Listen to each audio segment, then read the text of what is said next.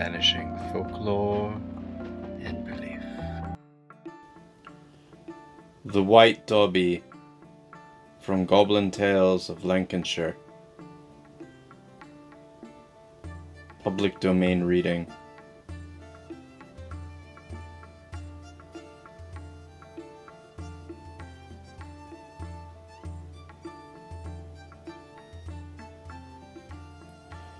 Many years ago, long before the lovely furnace district was invaded by the genius of steam power, the villagers along the coast from Bardsay to Ramside were haunted by a wandering being whose errand, the purpose of which could never be learned. She used to bring him at night along the lonely roads and past the struggling cottages. This pilgrim was a wearied, emaciated-looking man, on whose worn and wan face the sorrows of life had left deep traces, and in whose feverish, hungry-looking eyes mystery and terror seemed to lurk. Nobody knew the order of his coming or going, for he neither addressed anyone nor replied if spoken to, but disregarded alike the good neat of the tramp who knew him not, and the startled cry of the belated villager who came suddenly upon him at a turn on the road. Never stopping even for a minute to gaze through the panes whence streamed the ruddy glow of the wood fires, and to envy the dwellers in the cozy cottages, he kept on his way, as though his mission was one of life and death, and therefore would not brook delay. On wild, wintry nights, however, when the salt wind whirled the foam across the bay, and dashed the blinding snow into heaps upon the window-sills, and against the cottage doors in darkness, and storms spread their sombre wings all over the coast, then was it certain that the mysterious being would be seen, for observation had taught the villagers and the dwellers in solitary houses along the lonely roads between the fishing hamlets that in storm and darkness the weird voyager was most likely to appear. At such times, when the sounds of footsteps muffled by the snow was heard between the soughs and moans of the wailing wind, the women cried, "Heaven save us! 'Tis the White Dobbie," as convulsively clutching their little ones closer to their broad bosoms, they crept nearer to the blazing log upon the hearth, and gazed furtively and nervously at the little diamond-paned window past which the restless wanderer was making his way, his companion running along a little way in advance. For not of the mysterious man alone were the honest people afraid. In front of him there invariably ran a ghastly-looking, scraggy white hare with bloodshot eyes. No sooner, however, did anyone look at this spectral animal than it fled to the wanderer, and jumping into its capacious pocket, was lost to sight. Verily of an unearthly stock was this white hare, for upon its approach, and long before it neared a village, the chained dogs, by some strange instinct, conscious of its coming, trembled in terror, and frantically whimpered and endeavored to snap their bonds. Unfastened ones fled, no man knew whither, and if one happened to be trotting alongside its belated master as he trudged homeward and chanced to meet the ghastly Dobbie, with its blood-red eyes, with a scream of pain almost human in its keen intensity, away home scampered the terrified animal, madly dashing over hedge and ditch as though bewitched and fiend-chased. For many years the lonely wanderer had traversed roads, and for many years had the hare trotted in front of him. Lads who were cradled upon their mother's knees when first they heard the awe-inspiring footfalls had grown up into hardy, wide-chested men, and men who were ruddy fishermen when the pilgrim first startled the dwellers in Furness had long passed away into the silent land. But none of them ever had known the wayfarer to utter a single syllable. At length, however, the time came when the solemn silence was to be broken. One night when the breeze, tired of whispering its weird messages to the bare branches and chasing the withered leaves along the lanes,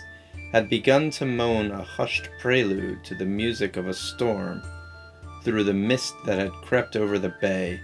and which obscured even the white-crested wavelets at the foot of the hill, on which stood the sacred old church, there came at measured intervals the melancholy monotone of the Bardsay passing bell for the dead. Dismally upon the ears of the dwellers in the straggling hamlet fell the announcement of the presence of death, and even the woman who had for years been a bell ringer and sexton felt a thrill of fear as she stood in the tower, but dimly lighted by a candle in a horn lantern, and high above her head the messages of warning rang out, for although accustomed to the task, it was not often that her services were required at night. Now and again she gazed slowly round the chamber, upon the mouldering walls of which fantastic shadows danced, and she muttered broken fragments of prayer in a loud and terrified voice, for as the door had been closed in order that the feeble light in the lantern might not be extinguished by gusts of wind, isolated as she was from the little world upon the hillside, she felt in an unwonted manner the utter loneliness of this place and its dread surroundings. Suddenly she uttered a shrill shriek, for she heard a hissing whisper at her ear and felt an icy breath upon her cheek. She dared not turn around, for she saw that the door opening upon the churchyard remained closed as before, and that occasionally passing within the range of her fixed stare, a white hare with blood-red eyes gamboled round the belfry. "To Dobbie," sighed she, as the dim light began to flicker and the hare suddenly vanished. As she stood almost paralyzed, again came the terrible whisper, and this time she heard the question, "Who for this time?" The horrified woman was unable to answer, and yet powerless to resist the strange fascination which forced her to follow the direction of the sound. And when the question was put forth a second time, in an agony of fear she gazed into the wild eyes of the being at her elbow, her parched tongue cleaving to her open mouth. From the pocket of the dread visitor, the ghastly animal gazed at the ringer, who mechanically jerked the bell rope, and the poor woman was fast losing her senses, when suddenly the door was burst open, and a couple of villagers who had been alarmed by the irregular ringing entered the tower. They at once started back as they saw the strange group, the wanderer with sad inquiring look and pallid face, the phantom hare with its fire-lit eyes, and the old ringer standing as though in a trance. No sooner, however, did one of the intruders gaze at the animal than it slipped out of sight down into the pocket of its companion and keeper,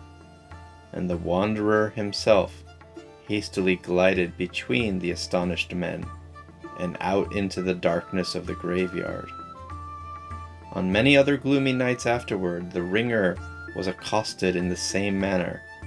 But although the unnatural being and the spectral hair continued for some winters to pass from village to village and from graveyard to graveyard, a thick cloud of mystery always hung over them and about them, and no one knew ever what terrible sin the never-resting man had been doomed to expiate by so lonely and lasting a pilgrimage. Whence he came and whither he went remained unknown, but long as he continued to patrol the coast,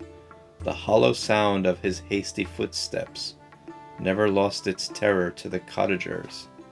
and even after years had passed over without the usual visits, allusions to the weird pilgrim and his dread companion failed not to cause a shudder, for it was believed that the hare was the spirit of a basely murdered friend,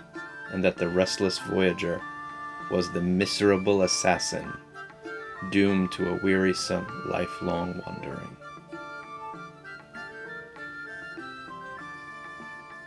If you enjoyed this reading, I would love if you clicked the subscribe button right now. Thank you so much for listening. Vanishing folklore and belief.